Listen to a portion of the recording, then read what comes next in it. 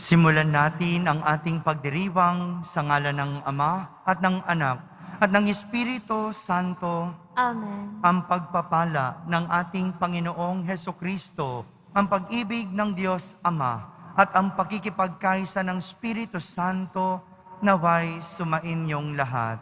At sumaiyo rin. Mga kapatid, ipinagdiriwang po natin ngayon ang Linggo ng Katutubong Pilipino at Araw ng Labis na Karukhaan. Sa Ebanghelyo, hindi kinokondena ng Panginoon ang mga mayayaman. Ngunit ipinapaalala sa atin ngayon na anuman ang iyong labis, ay pangangailangan naman ng iyong kapwa. Higit sa panlabas na pagtalima sa mga batas ng relihiyon, mas mainam na ebidensya ang tunay na pagsunod sa Ama, ang pagkalinga at pakikipagkapwa-tao sa mga mahihirap at mga nagmula sa ibang kultura. Upang tayo'y maging marapat gumanap sa banal na pagdiriwang, aminin muna natin at pagsisihan ang ating mga kasalanan. Inaamin ko sa makapangyarihang Diyos At sa inyo, mga kapatid, na lubha akong nagkasala sa isip, sa salita at sa gawa at sa aking pagkukulang. Kaya isinasamo ko sa mahal na Birheng Maria, sa lahat ng mga anghel at mga banal, at sa inyo, mga kapatid, na ako'y panalangin sa Panginoong ating Diyos. Kaawan tayo ng makapangyarihang Diyos, patawarin tayo sa ating mga kasalanan at patnubayan tayo sa buhay na walang hanggan. Amen. Panginoon, kaawaan mo kami. Panginoon, kaawaan mo kami. Kristo, kaawaan mo kami. Kristo, kaawaan mo kami. Panginoon, kaawaan mo kami. Panginoon, kaawaan mo kami.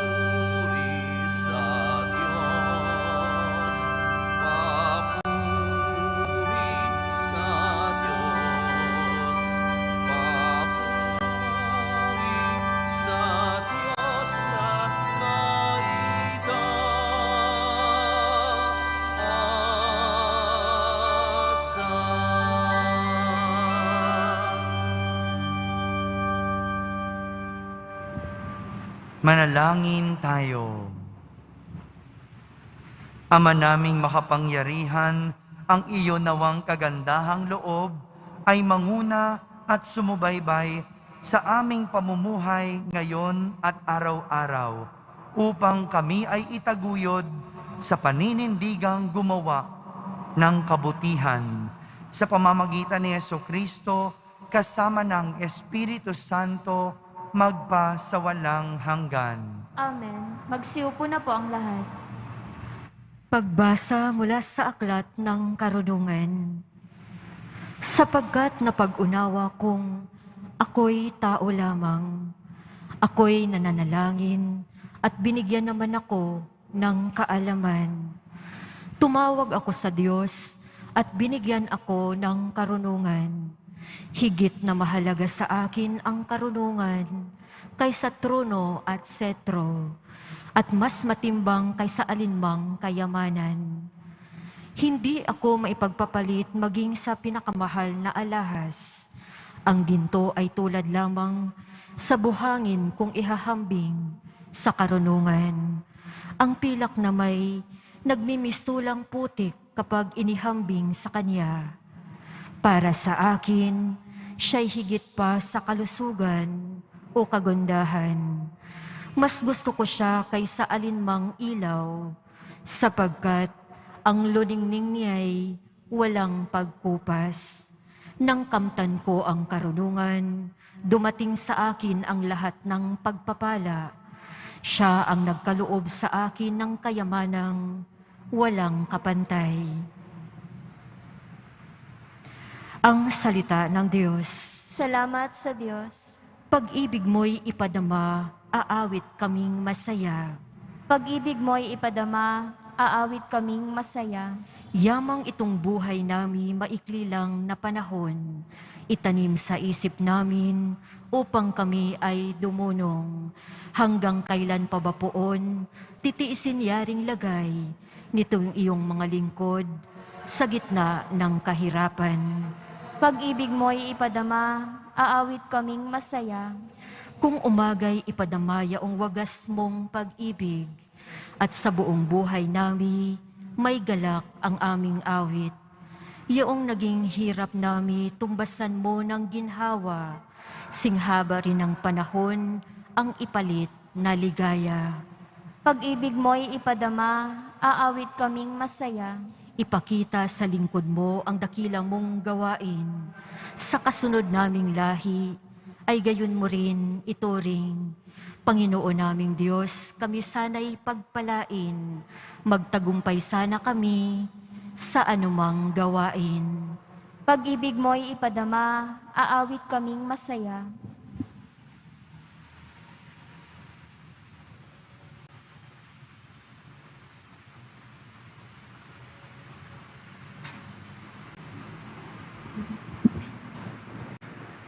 Pagbasa mula sa sulat sa mga Hebreo. Ang salita ng Diyos ay buhay at mabisang, higit na matalas kaysa alinmang tabak na magkabilay talim. Ito'y tumatagos maging sa pinaghiwalayan ng kaluluwa at espiritu, ng mga kasukasuan at ng utak sa buto, at nakatatarok ng mga iniisip at binabalak ng tao. Walang makapagtatago sa Diyos. Ang lahat ay hayag at lantad sa Kanyang paningin, at sa Kanya tayo magsusulit. Ang salita ng Diyos. Salamat sa Diyos. Magsitayo po ang lahat.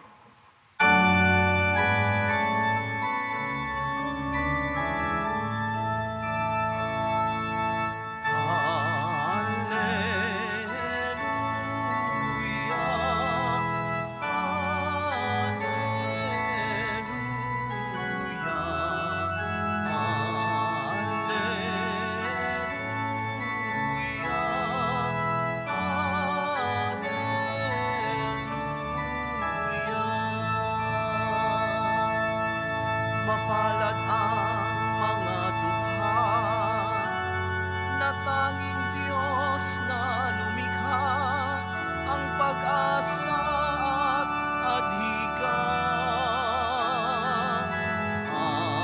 Alleluia, Alleluia,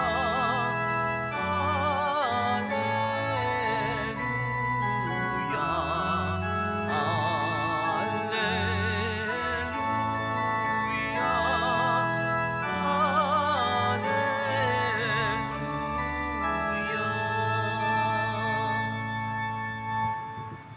Sumainyo ang Panginoon. At sumaiyo rin. Ang mabuting balita ng Panginoon ayon kay San Marcos. Papuri sa iyo, Panginoon.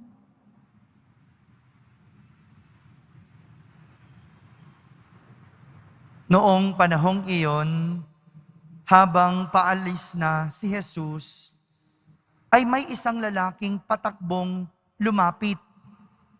Lumuhod sa harapan niya at nagtanong, "Mabuting guro, ano po ang dapat kong gawin upang magkamit ng buhay na walang hanggan?"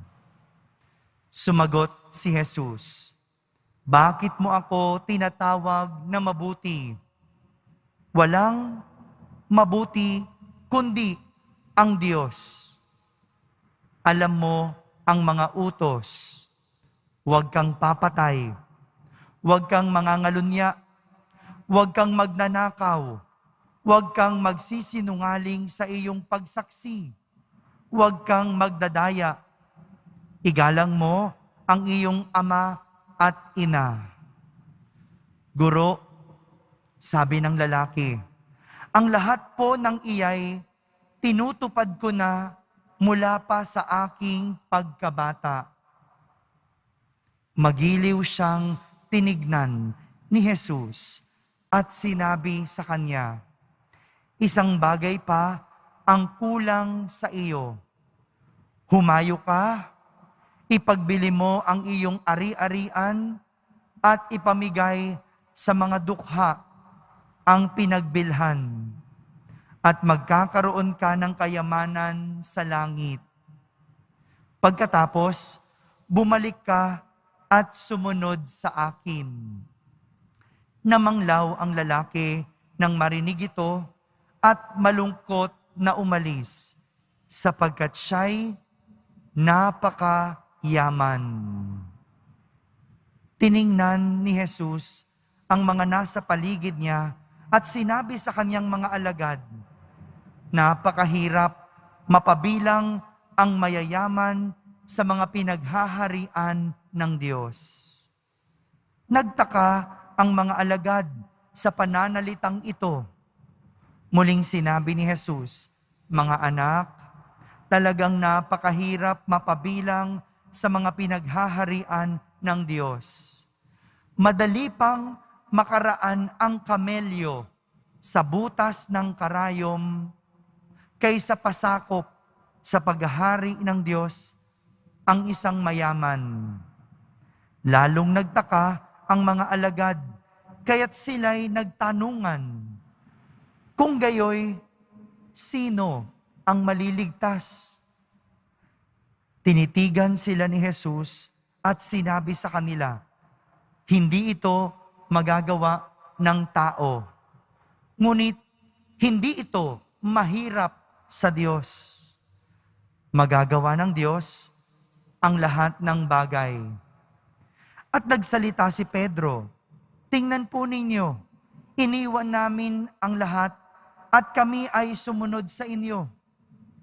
Sinabi ni Jesus, "Tandaan ninyo ito, ang sinumang mag-iwan ng bahay o mga kapatid, ina, ama, mga anak, mga lupa, dahil sa akin at sa mabuting balita, ay tatanggap ng makasandaang ibayo sa buhay na ito. Mga bahay, mga kapatid, mga ina, mga anak, at mga lupa. Ngunit may kalakip na pag-uusig, at sa kabilang buhay ay magkakaroon ng buhay na walang hanggan. Mga kapatid, ang mabuting balita ng Panginoon. Pinupuri ka namin, Panginoong Heso Kristo. Magsiupo na po ang lahat. Isang magandang araw po sa inyong lahat.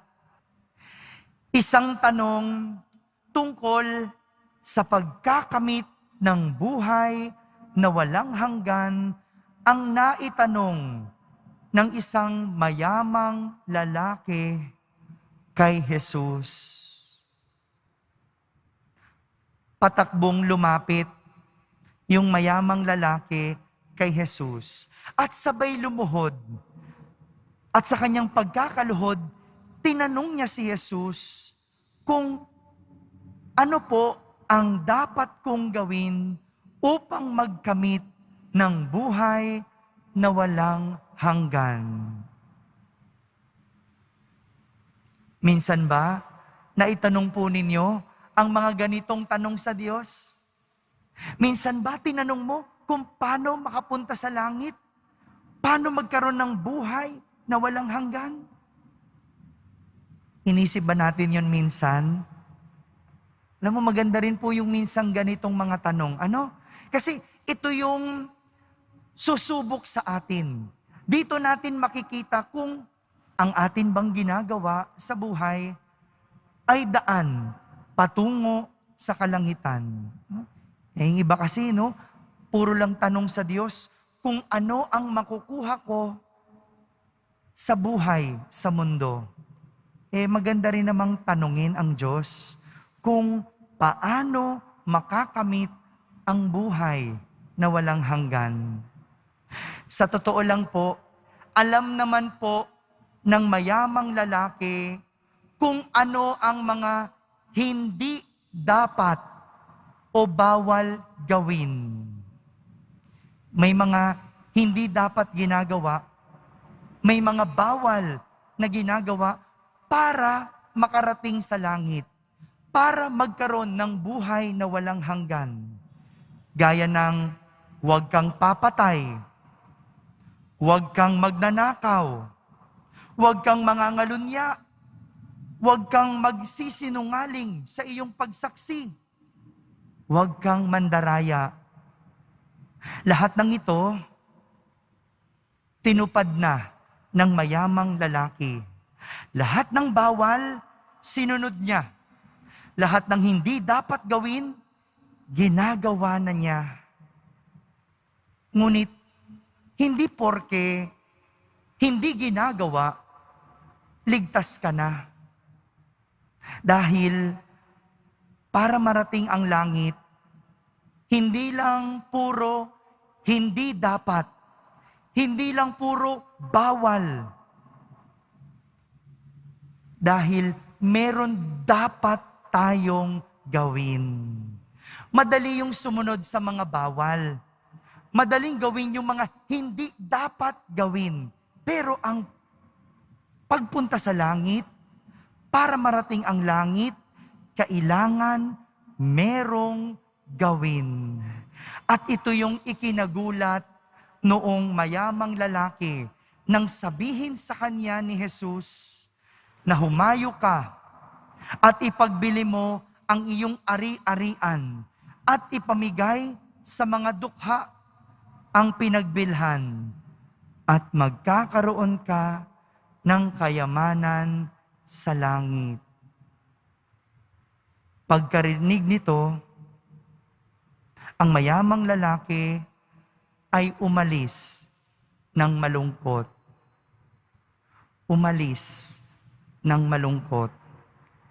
Mga kapatid, isa itong konkretong pangaral na kahit anong yaman natin sa buhay, kahit anong ating yaman, wala tayong madadala sa kalangitan.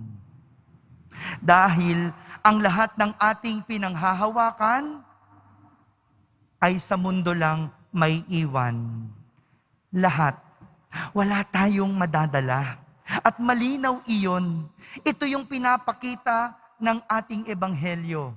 Ano man ang iyong yaman, anuman ang iyong pinanghahawakan dito sa mundo, hindi mo yan madadala sa kalangitan. Lahat yan ay iyong iiwan. Ito yung naging problema nung mayamang lalaki. Hindi niya mabitawan ang kanyang yaman dahil mahigpit niya itong pinanghahawakan. Hindi mabitawan ang yaman dahil mahigpit na pinanghahawakan.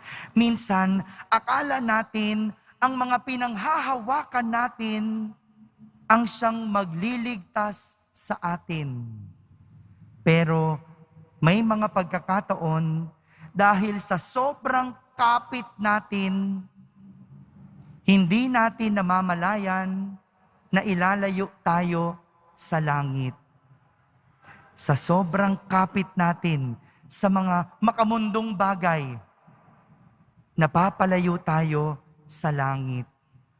Mayroong dalawang dahilan kung paano nangyayari ang ating pagkapit sa mga gamit ay nagpapalayo sa atin sa langit.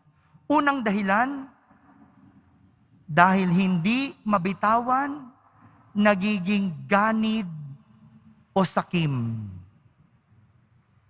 Ito yung nangyayari sa tao.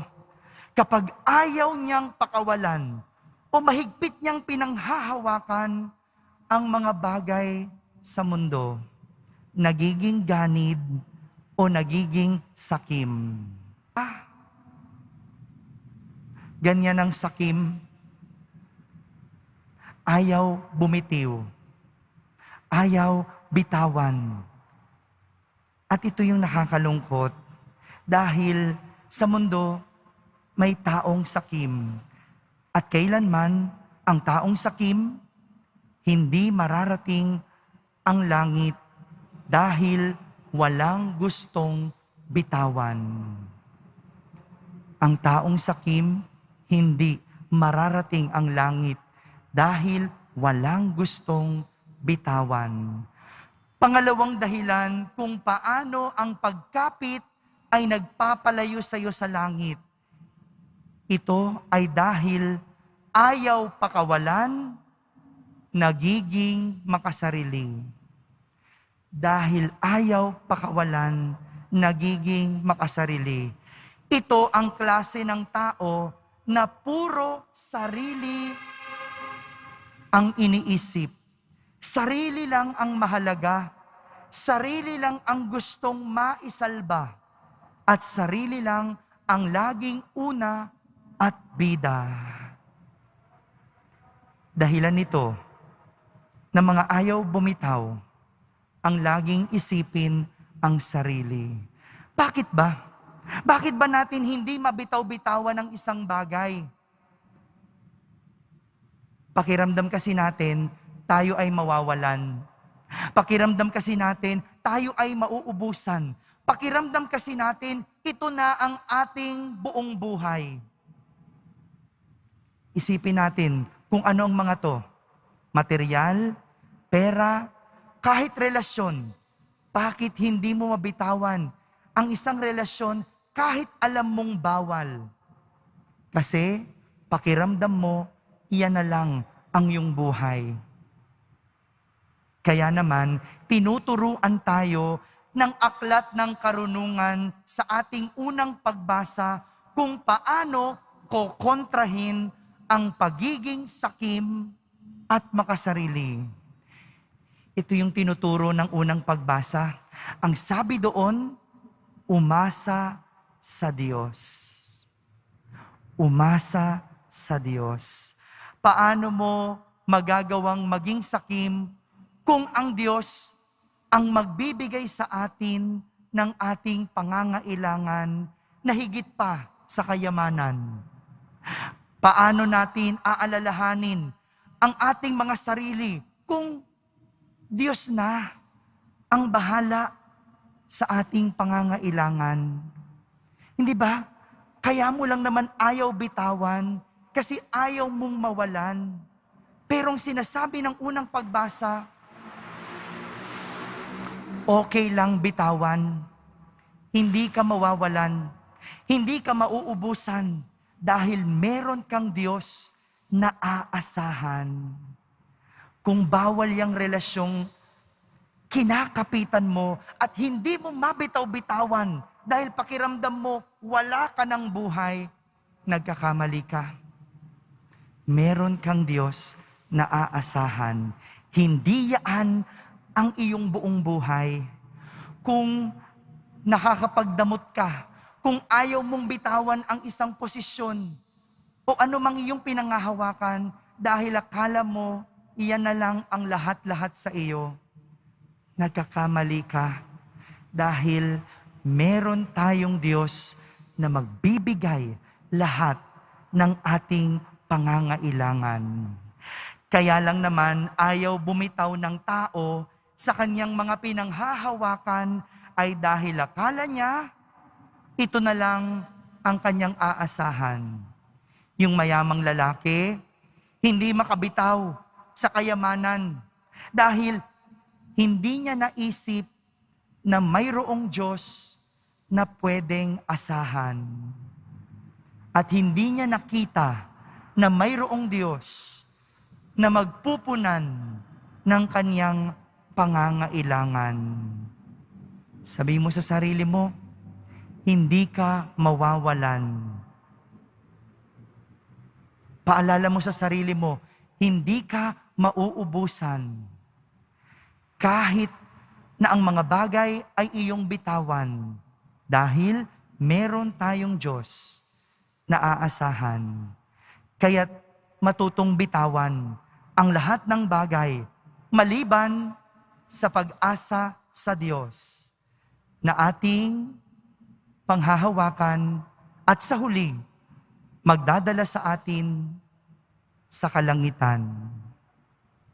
Amen? Amen. Magsitayo po ang lahat. Sabay-sabay nating ipahayag ang ating pananampalataya.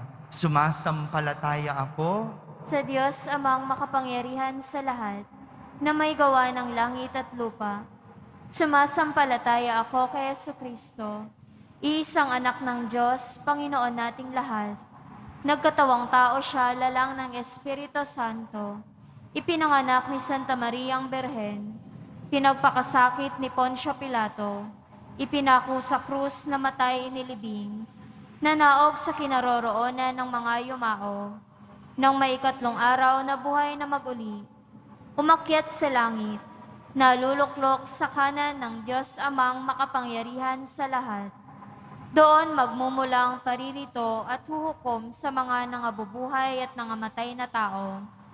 Sumasampalataya naman ako sa Diyos Espiritu Santo, sa banal na simbahang katolika, sa kasamahan ng mga banal, sa kapatawaran ng mga kasalanan, sa pagkabuhay na muli ng mga nangamatay na tao, at sa buhay na walang hanggan. Amen. Minamahal kong kapatid, dumalangin tayo sa Ama upang bigyan tayo ng grasyang iwaksi ang mga bagay na nakapagpapalayo sa atin sa Kanya.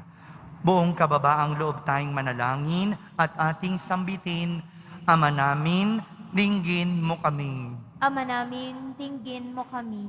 Gabayan nawa ng simbahan ang bawat mananampalataya tungo kay Jesus ang salita ng Diyos, na siyang tunay na yaman ng bawat tao. Manalangin tayo. Ama namin, dinggin mo kami.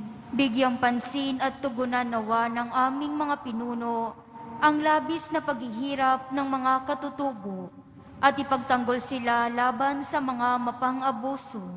Manalangin tayo. Ama namin, dinggin mo kami. Magtulungan nawa ang bawat mananampalataya laban sa pandemyang dulot ng COVID-19 virus sa pamagitan ng pagdamay sa mga lubhang nahihirapan dahil sa kawalan ng trabaho, karamdaman at lubos na pag-aalala.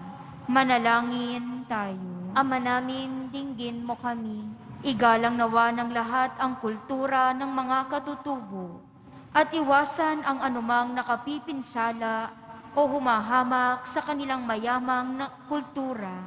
Manalangin tayo. Ama namin, dinggin mo kami. Makapiling nawa ng mga kapatid naming pumanaw ang tunay na kayamanan na inaasam ng bawat Kristiyano. Si Jesus na Panginoon namin at Diyos. Manalangin tayo. Ama namin, dinggin mo kami. Sa Diyos, hindi tayo mawawalan, kaya't atin siyang asahan. Sa katahimikan, ilapit natin sa Kanya ang ating mga pansariling kahilingan.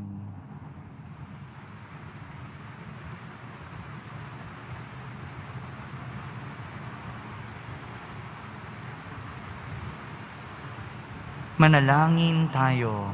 Ama namin, dinggin mo kami. Ama, dinggin mo ang aming panalangin upang makapamuhay kaming matiwasay habang matiyagang naghihintay sa aming pagsapit sa piling mo, kung saan aming matatagpuan ang tunay na kayamanan na kasama si Jesucristong anak mo at aming Panginoon. Amen. Magsiupo na po ang lahat.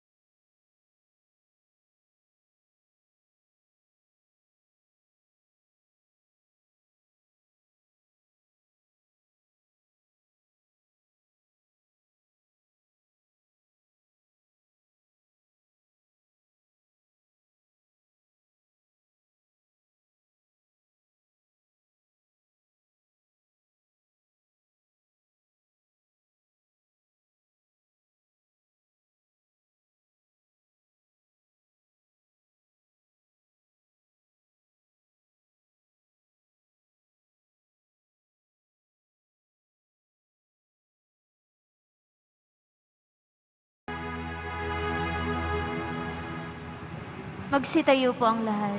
Manalangin kayo mga kapatid upang ang paghahain natin ay kalugdan ng Diyos amang makapangyarihan.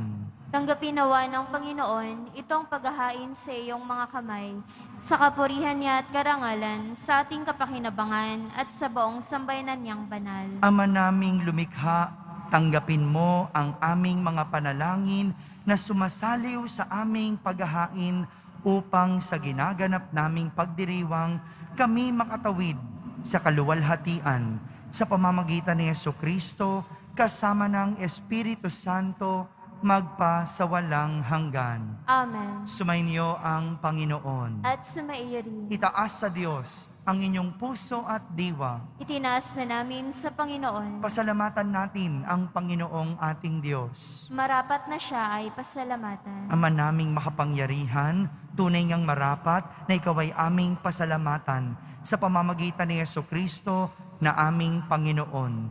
Sa dakilang pagtubos niya sa amin, ang kasalanan at kamatayang aming pasanin ay binalikat niya upang kami ay palayain at maitampok sa iyong luningning. Siya ang nagtanghal sa amin bilang liping hinirang, pari at haring lingkod sa kanyang kamahalan.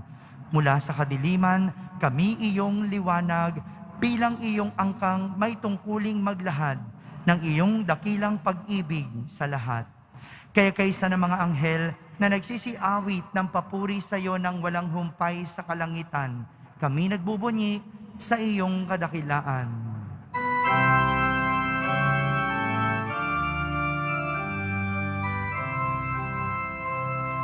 Banal ka, poong may kapal, banal ang iyong pangalan, banal ang iyong kaharian, langit lupa'y nagpupugay sa iyong kadakilaan.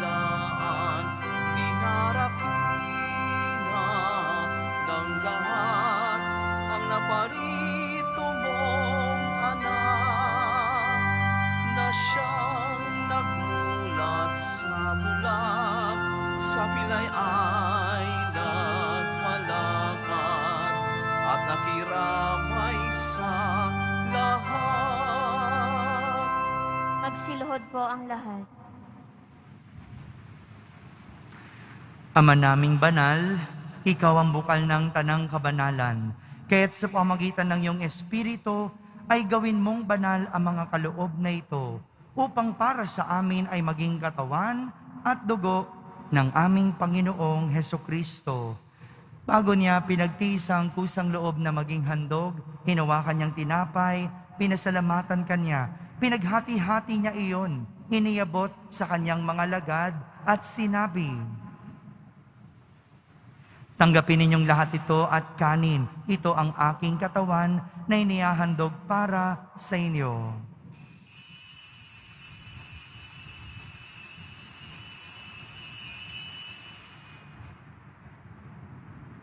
Kaya hindi naman matapos ang hapunan, hinawakan niyang kalis, muli kanyang pinasalamatan. Iniabot niya ang kalis sa kanyang mga alagad at sinabi,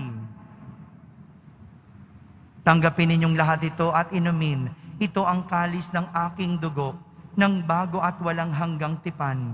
Ang aking dugo na ibubuhos para sa inyo at para sa lahat, sa ikapagpapatawad ng mga kasalanan. Gawin ninyo ito sa pag-alaala sa akin."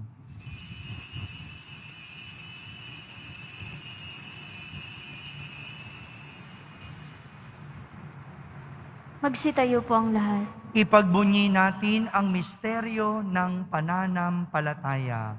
Si Kristo'y namatay, si Kristo'y nabuhay, si Kristo'y babalik sa wakas ng panahon. Ama, ginagawa namin ngayon ang pag-alaala sa pagkamatay at muling pagkabuhay ng iyong anak. Kaya't inaalay namin sa iyo ang tinapay na nagbibigay buhay at ang kalis na nagkakaloob ng kaligtasan. Kami nagpapasalamat dahil kami iyong minarapat na tumayo sa harap mo para maglingkod sa iyo. Isinasamo namin kaming magsasalo-salo sa katawan at dugo ni Kristo ay mabuklod sa pagkakaisa sa pamamagitan ng Espiritu Santo. Ama, lingapin mo ang iyong simbahang laganap sa buong daigdig. Puspusin mo kami sa pag-ibig kaysa ni Francisco na aming Papa, ni Jose na aming obispo at ng Tanang Kaparian. Alalahanin mo rin ang mga kapatid naming nahimlay na may pag-asang sila'y muling mabubuhay. Gayon din ang lahat na mga pumanaw. Kaawan mo sila at patuloyin sa iyong kaliwanagan. Kaawan mo at pagindapating kaming lahat na makasalo sa iyong buhay na walang wakas. Kaisa na mahal na Birheng Maria na Ina ng Diyos, ng kabiyak ng puso niyang si San Jose, kaysa ng mga apostol at ng lahat ng mga banal na namuhay dito sa daigdig ng kalugod-lugod sa iyo. May pagdiwang nawa namin ang pagpupuri sa kararangal mo sa pamamagitan ng iyong anak na aming Panginoong Hesukristo. Sa pamamagitan ni Kristo, kasama niya at sa Kanya, ang lahat ng parangal at papuri ay sa iyo, Diyos Amang makapangyarihan, kasama ng Espiritu Santo, magpa sa walang hanggan. Amen, amen, amen, amen.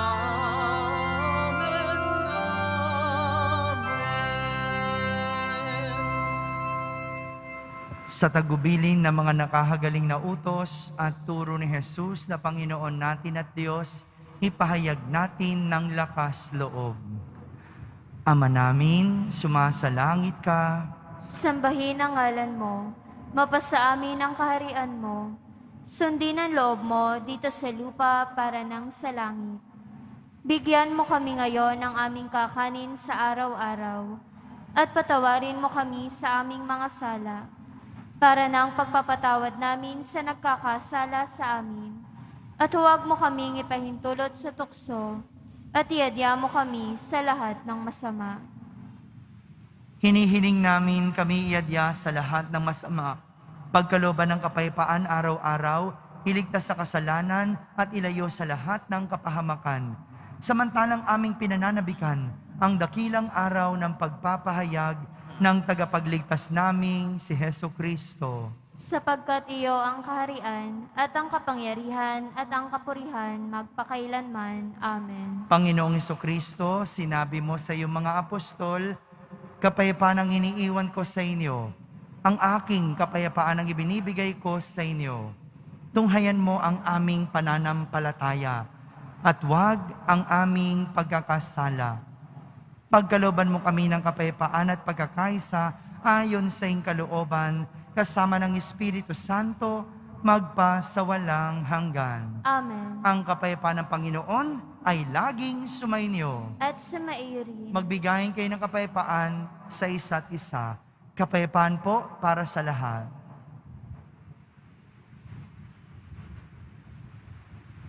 Kordero ng Diyos na nag-aalis ng mga kasalanan ng sanlibutan, maawa ka sa amin. Kordero ng Diyos na nag-aalis ng mga kasalanan ng sanlibutan, maawa ka sa amin. Kordero ng Diyos na nag-aalis ng mga kasalanan ng sanlibutan, ipagkaloob mo sa amin ang kapayapaan. Magsiluhod po ang lahat.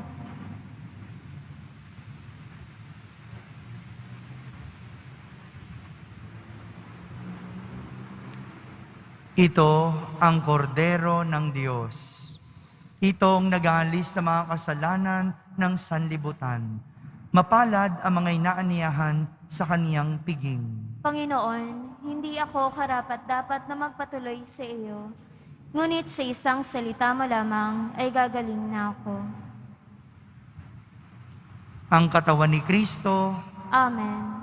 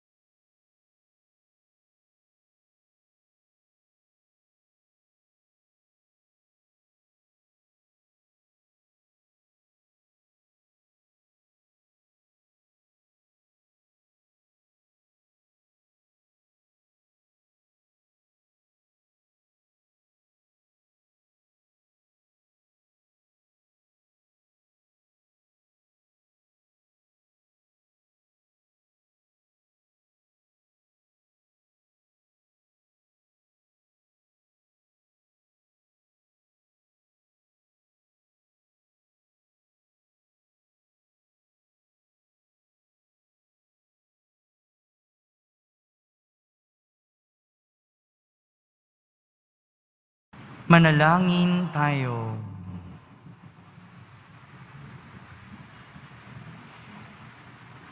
Ama naming mapagmahal, ngayong kami iyong pinapakinabang sa katawat dugong banal, iniluluhog namin sa dakila mong kabutihan sa tanan na kami ay gawin mong kasalo sa iyong buhay sa pamamagitan ni Jesucristo kasama ng Espiritu Santo magpa sa walang hanggan. Amen. Sumainyo ang Panginoon. At sa maiyo rin. Pagbabasbas ng Poong Yesus Nazareno. Mahal na Poong Yesus Nazareno, inihayag mo sa pamamagitan ng krus ang walang maliw na pag-ibig ng Diyos sa sangkatauhan. Pakinggan mo ang kahilingan ng iyong angkan na nagsusumamo sa iyo. Makamtanawan nila ang inyong katugunan at tanggapin ang kasagutan na may utang na loob na tinatanaw.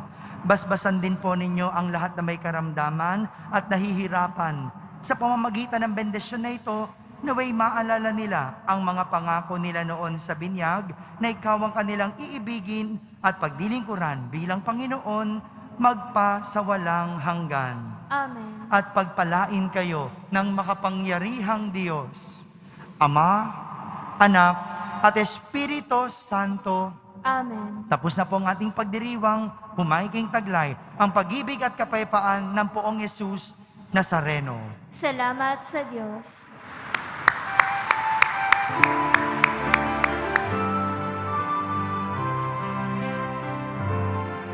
Nuestra Madre Jesús Nazareno, si